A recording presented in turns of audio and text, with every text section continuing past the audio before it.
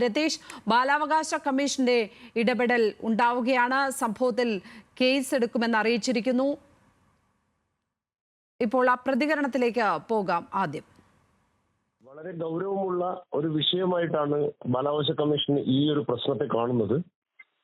നമ്മുടെ സമൂഹം ഒറ്റക്കെട്ടായി നിന്നുകൊണ്ട് ഇത്തരം ദുഷ്പ്രവണതകൾക്കെതിരെ ശക്തമായി പ്രതികരിക്കേണ്ടതുണ്ട്. ഞാൻ മനസ്സിലാക്കുന്നു, നമുക്ക് കുടുംബങ്ങളിൽ നിന്നാണ് ആരംഭിക്കേണ്ടത്. കുട്ടികൾ വളരെ ചെറിയ പ്രായത്തിൽ തന്നെ കുട്ടികളെ ഇത്തരം അക്രമ പ്രവൃത്തികളിലേക്ക് പോകാതിരിക്കാനും ഒക്കെയുള്ള ഒരു പ്രതിരോധ പ്രവർത്തനം സ്റ്റാർട്ട് ചെയ്യേണ്ടത് കുടുംബത്തിൽ നിന്നാണെന്നാണ് ഞാൻ മനസ്സിലാക്കുന്നത്.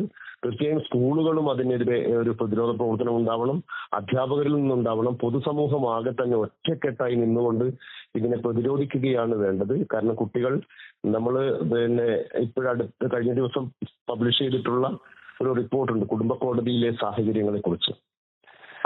അതിലുള്ള കുട്ടികളുടെ മാനസിക സംഘർഷങ്ങളെ കുറിച്ച് ഞങ്ങൾ വളരെ കൃത്യമായിട്ട് പറഞ്ഞിട്ടുണ്ട്.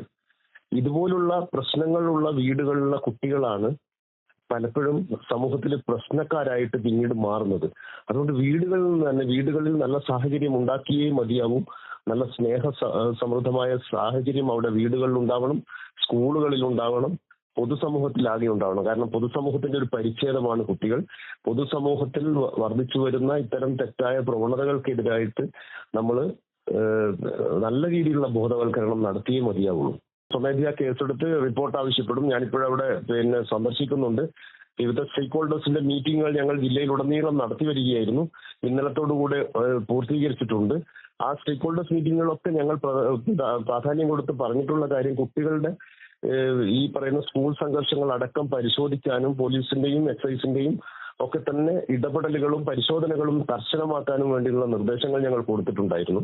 അതിനിടയിലാണ് ഇന്ന് ഈ ഒരു സങ്കടകരമായ വാർത്ത വരുന്നത്. തീർച്ചയായും കമ്മീഷന്റെ ഭാഗത്തുനിന്ന് കാര്യക്ഷമമായ ഇടപെടലുകൾ ഈ കാര്യത്തിലുണ്ടാവും.